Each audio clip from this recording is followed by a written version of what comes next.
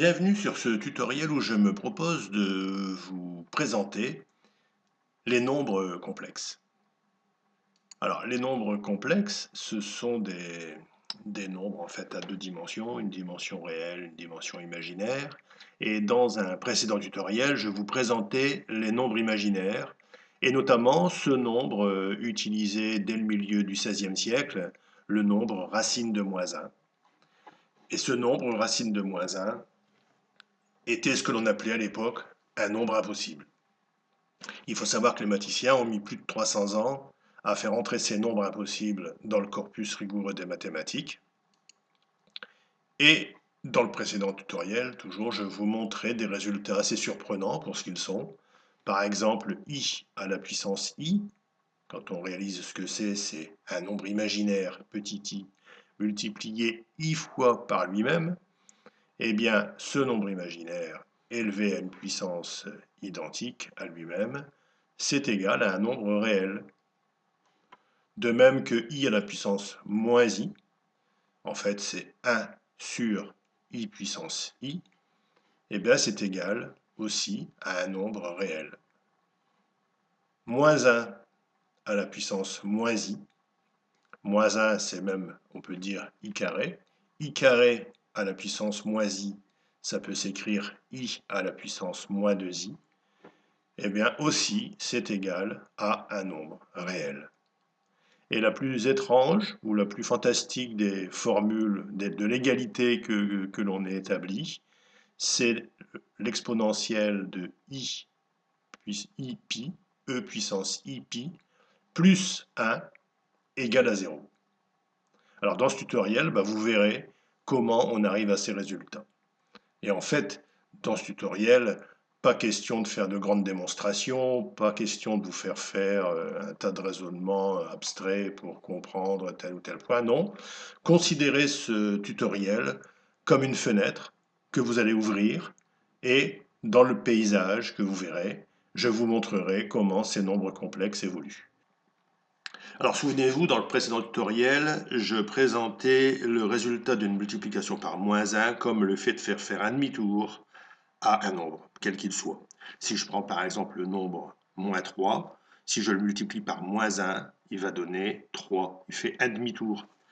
Pour une raison simple, c'est qu'un moins multiplié par un moins en, en mathématiques, en français aussi d'ailleurs, ça fait un plus. Par exemple, si je dis je ne peux pas ne pas manger, il y a deux négations qui suivent et ça fait une affirmation. Et je dirais même une très forte affirmation. De même que 3, si je le multiplie par moins 1, et je fais faire un demi-tour au nombre 3 et devient moins 3. Je lui fais faire en fait un tour de 180 degrés. Toujours dans le même tutoriel, je vous montrais que le fait de multiplier par i pouvait être interprété comme le fait de faire un quart de tour à un nombre.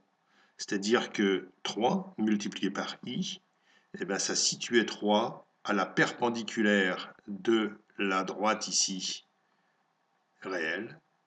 Et en fait, 3i se trouvait complètement en dehors des nombres réels qui sont tous situés sur cette droite.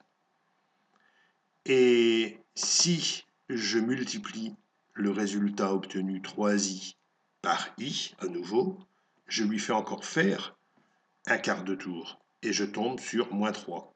Et vous noterez qu'un quart de tour pour avoir 3i, plus un quart de tour pour avoir moins 3, ça fait bien le demi-tour de tout à l'heure où je disais que quand je multipliais 3 par moins 1, je faisais faire un demi-tour. Donc, i, ce nouveau nombre i, qui fait tourner les nombres réels de 90 degrés, eh bien, ce nombre i donne des résultats qui sont tout à fait compatibles avec les calculs, avec les nombres réels. Ça n'entre pas en concurrence déloyale avec les mathématiques. C'est ce qui troublait d'ailleurs les mathématiciens qui se disaient comment se fait-il que la racine carrée d'un nombre négatif qui n'existe pas puisse laisser des résultats qui paraissent tout à fait conformes à ce qu'on en attend. Alors, si i multiplié par 3i devient moins 3, La conclusion veut que i multiplié par 3i qui donne 3i carré égale moins 3 font que i au carré devient naturellement égal à moins 1. Alors ce nouveau nombre i, impossible à classer parmi les nombres réels, va devenir l'unité des nombres imaginaires. C'est-à-dire que tout nombre imaginaire pur est un multiple de i, tout comme tout nombre réel est un multiple de 1.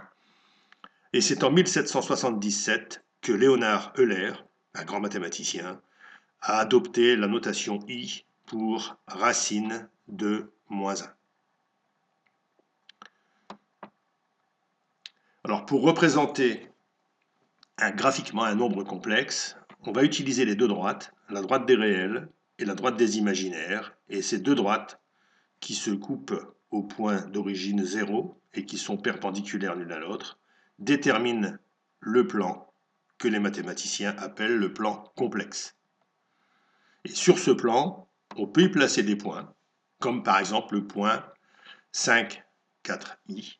Ce point d'abscisse 5 et d'ordonnée 4i est un point du plan complexe. Et les mathématiciens définissent le nombre z, nombre complexe, égal à 5 plus 4i, comme l'affixe du point M. Donc ce nombre a deux dimensions, 5 plus 4i, ce nombre a deux dimensions. Carl Friedrich Gauss leur a donné le nom de nombre complexe en 1831. Deux nombres complexes sont égaux quand ils ont leurs parties réelles égales entre elles et leurs parties imaginaires égales entre elles.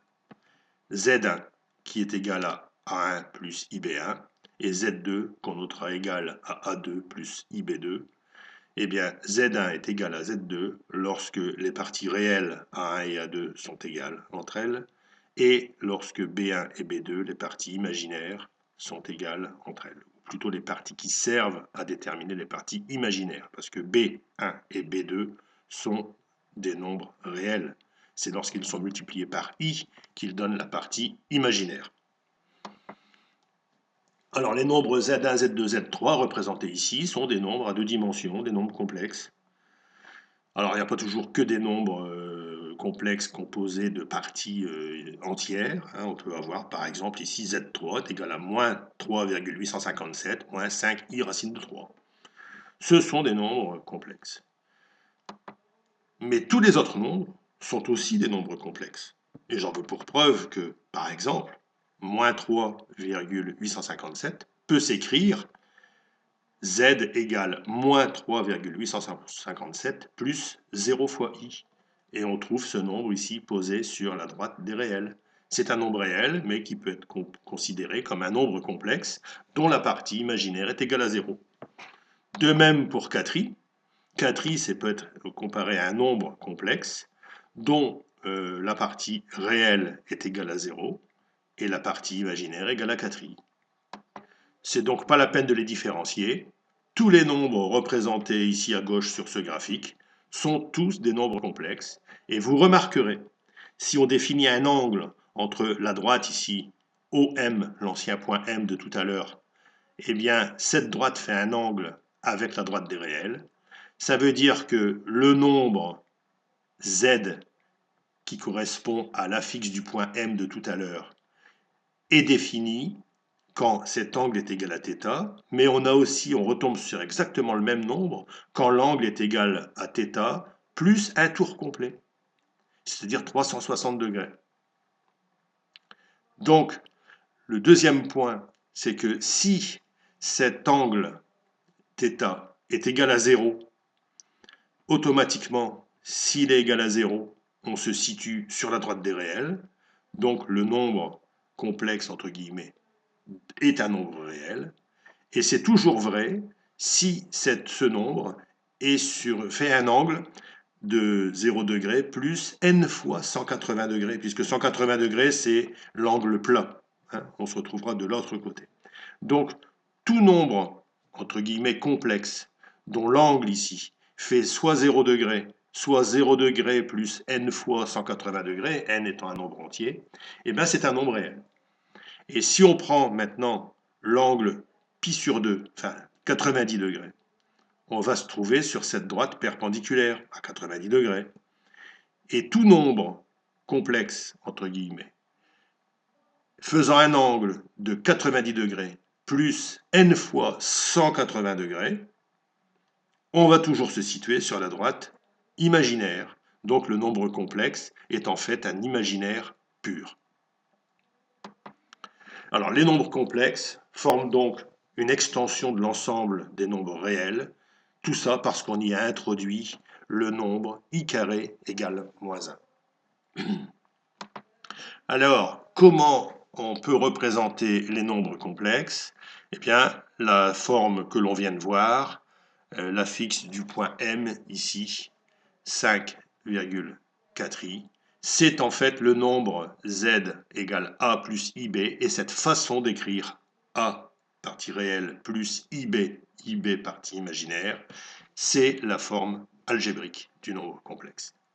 La longueur du segment OM est égale à ρ, et c'est ce que l'on appelle le module de z. Le module du nombre complexe, c'est cette longueur ρ égale à OM. On la calcule tout simplement en appliquant le théorème de Pythagore, c'est-à-dire la racine carrée de a carré et de b carré. Alors, ces deux valeurs ici sont des valeurs réelles. On ne va pas élever au carré ib. C'est bien la longueur du côté b carré, et ici la longueur du côté A. Et comme c'est une longueur, la valeur que l'on retiendra, c'est la valeur positive, car vous savez qu'une racine carrée a deux valeurs, l'une positive, l'autre négative. Donc la façon d'écrire le module de z, les mathématiciens l'écrivent comme ça, un z encadré par deux barres, et c'est égal à ρ. Nous sommes arrivés à un point où on peut faire le lien entre la trigonométrie et l'analyse. L'analyse, c'est la branche des mathématiques qui fait l'analyse des fonctions. Alors, il existe un lien entre les nombres complexes et une certaine fonction. Cette fonction, c'est e puissance x, qu'on appelle aussi l'exponentielle de x. Alors, e, c'est un nombre, on l'a vu tout à l'heure, c'est un nombre qui est à peu près égal à 2,71828182 etc., jusqu'à l'infini.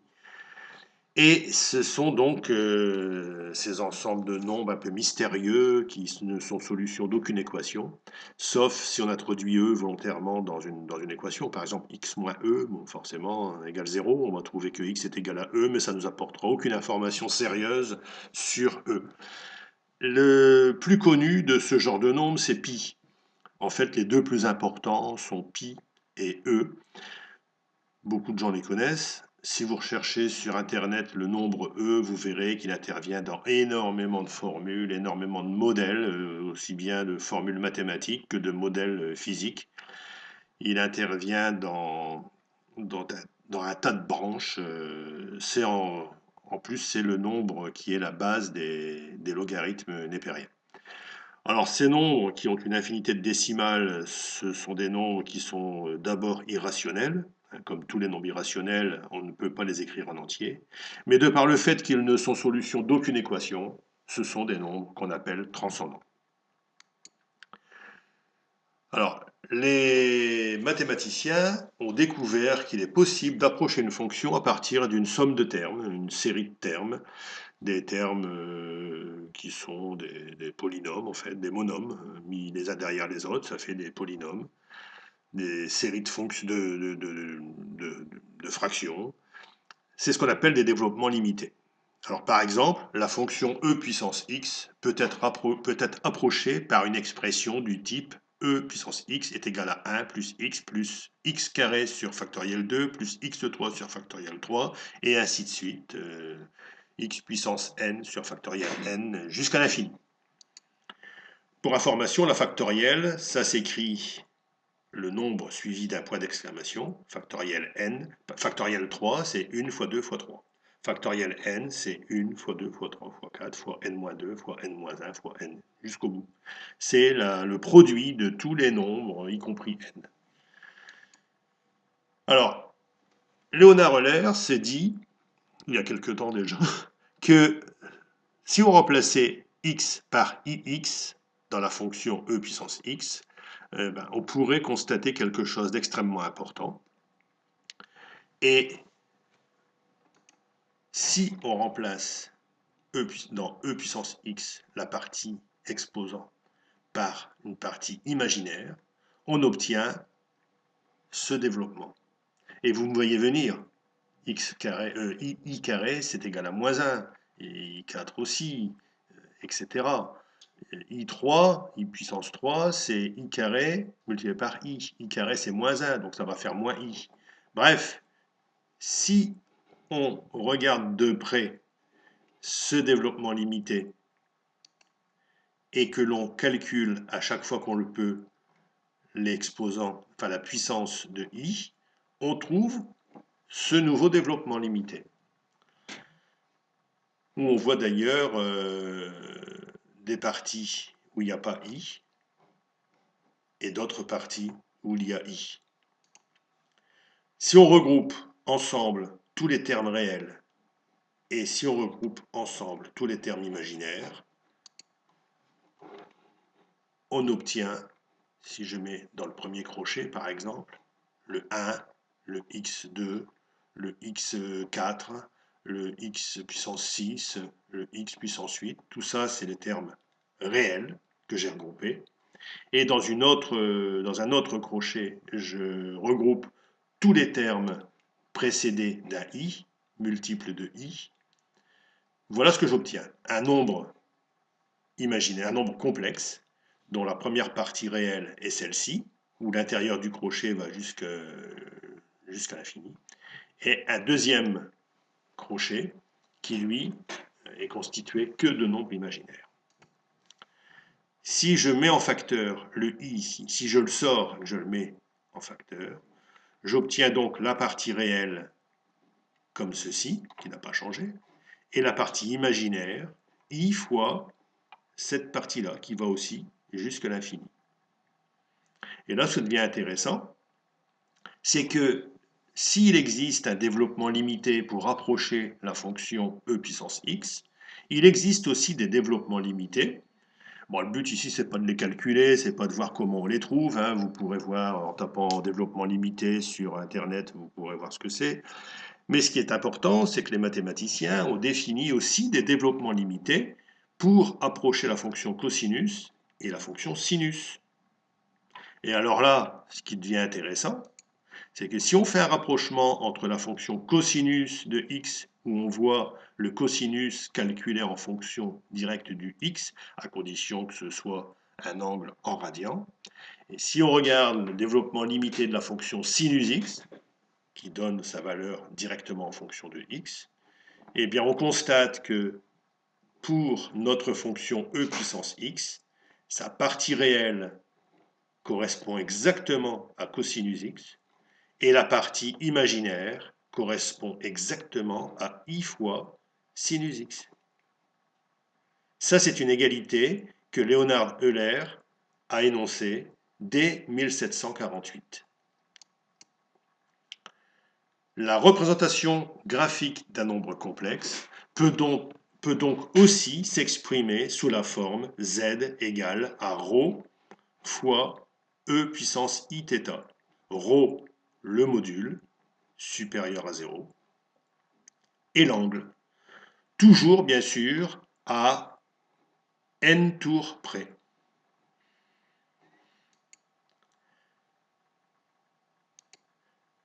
Il est donc possible de représenter un même nombre complexe, ici z, par des formes différentes, mais qui sont équivalentes.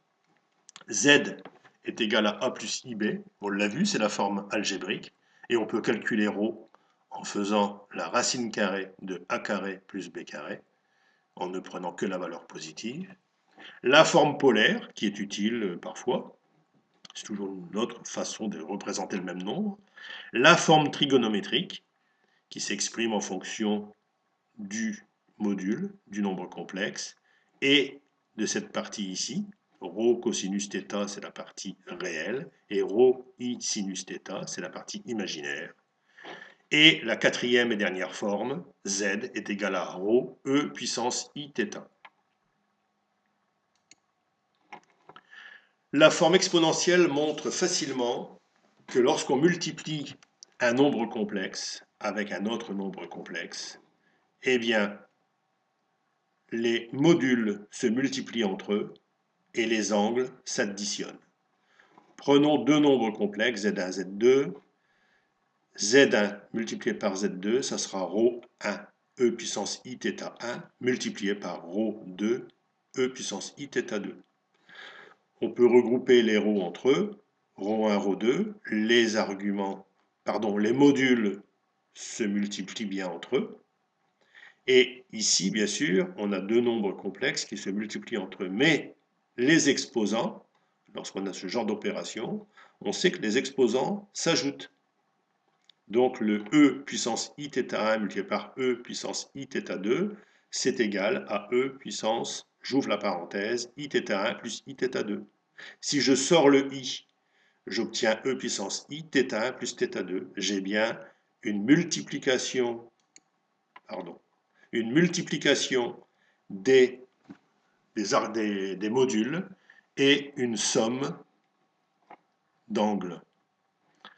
Rho θ1 fois rho θ2, facteur de cosinus θ1 plus θ2, plus i sinus θ1 plus θ2. La forme exponentielle est particulièrement bien adaptée pour retrouver la formule de Moivre. Moivre a établi, au XVIe siècle, que le cosinus de θ plus i sinus θ, tout ça à la puissance n, ça c'est un nombre complexe, à la puissance n, est égal à cosinus nθ plus i sinus nθ. C'est un peu lié à ce qu'on vient de voir juste avant. Hein. Et si j'écris le nombre complexe sous sa forme e puissance i θ, eh bien, je trouve e puissance i θ est égal à cosinus θ plus i sinus θ. Si je l'élève à la puissance n, c'est ce que je veux trouver. E puissance i θ à la puissance n, ça sera égal à ce nombre, bien sûr, à la puissance n. Mais e puissance i θ à la puissance n, c'est égal à e puissance i n θ, et e puissance i n θ, eh bien c'est cosinus nθ plus i sinus nθ.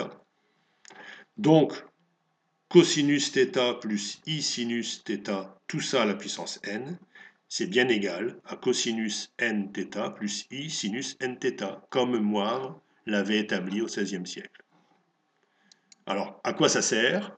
Eh bien, si je prends par exemple n égale 2, prenons le carré d'un nombre complexe. Cosinus θ plus i sinus θ, tout ça au carré. Ben, ça sera égal à cosinus de θ plus i sinus de θ. Et si je continue à développer, par exemple ici, ça ressemble à une identité remarquable, souvenez-vous, a carré plus, a plus b au carré, c'est égal à a carré plus 2ab plus b carré. Eh bien le a ici, c'est le cosinus, le b, c'est le i sinus θ, et donc cosinus carré θ plus i sinus carré θ, tout ça au carré, c'est égal à cosinus carré θ plus 2ab, c'est-à-dire 2i cosinus θ sinus θ, et plus b carré, alors plus b carré, comme i est élevé au carré, il devient moins 1, et sinus carré, sinus carré. Donc le plus, ici, devient un moins, parce que i carré égale moins 1. En disant que, ici, cette expression ici est égale à cette expression-là, et bien celle-ci, je la mets là, et c'est bien égal à cette expression ici que j'ai développée. Si je regroupe les parties imaginaires et les parties réelles, du côté gauche du signe égal, cosinus de θ c'est la partie réelle, i sinus de θ c'est la partie imaginaire, et de l'autre côté du signe égal, je regroupe les parties réelles entre elles, cosinus carré θ moins sinus carré θ, ça c'est la partie réelle, et la partie imaginaire c'est 2 fois i fois cosinus θ fois sinus θ. Et deux nombres complexes sont égaux lorsque les parties réelles sont égales entre elles et les parties imaginaires égales entre elles. Eh bien, la partie réelle cosinus de θ, elle est égale à cette partie réelle cosinus carré θ moins sinus carré θ. Et la partie imaginaire, i sinus de θ, est égale à 2i cosinus θ sinus θ. Évidemment, comme j'ai i de chaque côté, je peux diviser les deux membres par i et je ne fais plus apparaître le i. Ne reste que la partie ici de nombres réels. Et j'ai établi deux formules que lorsqu'on est en troisième ou en seconde, on est bien souvent obligé d'apprendre par cœur. Avec la formule de Moivre, on retrouve immédiatement ces formules, et même pour la puissance n, hein, puissance 2, puissance 3, puissance 4, puissance 5, c'est aussi facile d'établir ces formules. Pas la peine de les apprendre par cœur, on les retrouve. Alors la représentation graphique de E puissance I θ, c'est-à-dire lorsque le rayon ρ est égal à 1, eh bien E puissance I θ, si on fait varier θ, on va faire tourner notre point sur le pourtour du cercle. E puissance I θ est aussi appelée fonction 6 pour C. Alors C pour cosinus, I pour imaginaire, S pour sinus. Les nombres complexes disparaissent et laissent derrière eux des résultats sûrs. Eh bien, voyons comment on a calculé I puissance I, le fameux I imaginaire multiplié I fois par lui-même. C'est surprenant, mais ça donne un résultat bien réel. Ben, tout ça pourquoi? Parce que le I, je peux le représenter comme un nombre complexe, dont le cosinus, dont l'angle fait pi sur 2, parce que le cosinus de pi sur 2 c'est 0, et le sinus de pi sur 2 c'est 1. Donc I est égal à cosinus pi sur 2, c'est-à-dire 0, plus I fois 1, ben 1i. I est bien égal à I. Si je l'écris sous la forme exponentielle, je sais que E puissance I, l'angle que fait le nombre complexe, en l'occurrence pi sur 2, me donne une équivalence. Donc I est égal à E puissance I pi sur 2. I à la puissance I, ça sera E à la puissance I pi sur 2, le tout à la puissance I. Mais quand on a ce genre de produit, enfin pas de produit, mais d'opération, on peut simplifier en faisant entrer le i dans l'exposant ici. On a i puissance i. Alors vous voyez bien que i puissance i au carré va donner moins 1. Et donc e puissance moins 1 fois pi sur 2, c'est e puissance moins pi sur 2. Je peux d'ailleurs enlever les parenthèses. Eh bien i puissance i devient donc, une fois le calcul terminé, il s'est reconverti en nombre réel. Mais n'oubliez pas qu'un nombre complexe est défini à un tour près, à n tours près. Donc, si j'ajoute un tour à pi sur 2, si j'ajoute un tour, c'est comme si j'ajoutais 1, 2, 3, 4 quarts de tour. Donc, j'ai déjà un premier quart de tour, j'en ajoute 4, ça fait moins 5 pi sur 2. I puissance i, c'est aussi égal à ce nombre-là. C'est aussi égal à 5 pi sur 2 plus 4 quarts de tour. On aura donc i puissance i égale à e puissance moins 9 pi sur 2. 7,249 10 puissance moins 7. En règle générale, i puissance i, ça sera égal à l'infinité de résultats qu'on peut écrire comme ceci. E puissance moins, j'ouvre la parenthèse, pi sur 2 plus le nombre de 4 fois le quart de tour, donc c'est 4 fois pi sur 2. 4 fois pi sur 2, avec un petit k ici, parce que c'est vrai si je fais un tour, 2 tours, n tours, donc petit k ici est égal à tous les nombres entiers que vous voulez, positifs comme négatifs. I puissance moins i, bien c'est 1 sur i puissance i, et voilà, on obtient tout de suite e puissance pi sur 2. Moins 1 à la puissance moins i, eh bien, moins 1 c'est un nombre réel, c'est sûr, mais il peut s'écrire sous la forme d'un nombre complexe. C'est-à-dire que moins 1, le cosinus de pi, c'est moins 1, et le sinus de pi, c'est 0. Donc, dès l'instant où je l'écris sous la forme trigonométrique, on voit que je peux injecter l'angle ici, tout près du i, dans e puissance i pi, et je mets ça à la puissance moins i. J'ai donc e puissance moins i fois i. Et bien, i fois i, ça fait moins 1, ça fait i au carré c'est moins 1. Moins 1 multiplié par le moins ici, ça fait plus 1. Moins 1 à la puissance moins i, c'est e puissance pi. Et voilà le résultat. E puissance i pi, cette fameuse formule qui a été établie par Euler. Eh bien, e puissance i pi, j'envoie ce nombre, voilà, j'envoie ce nombre ici et là. Donc e puissance i pi, c'est en fait le nombre cosinus pi plus i sinus pi. Cosinus pi, c'est moins 1. Sinus pi, c'est 0. Donc e puissance i pi est égal à moins 1 plus 0. C'est donc égal à moins 1.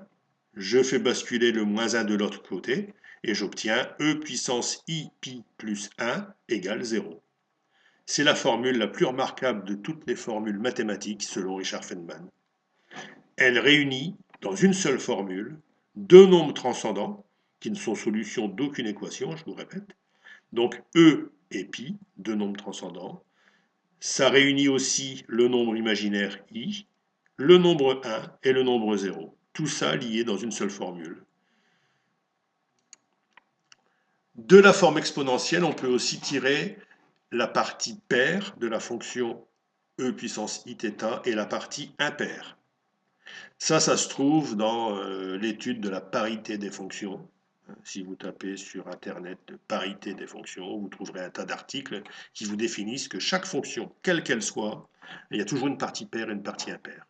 Eh bien, la partie paire de la fonction e puissance iθ, c'est la fonction cosinus.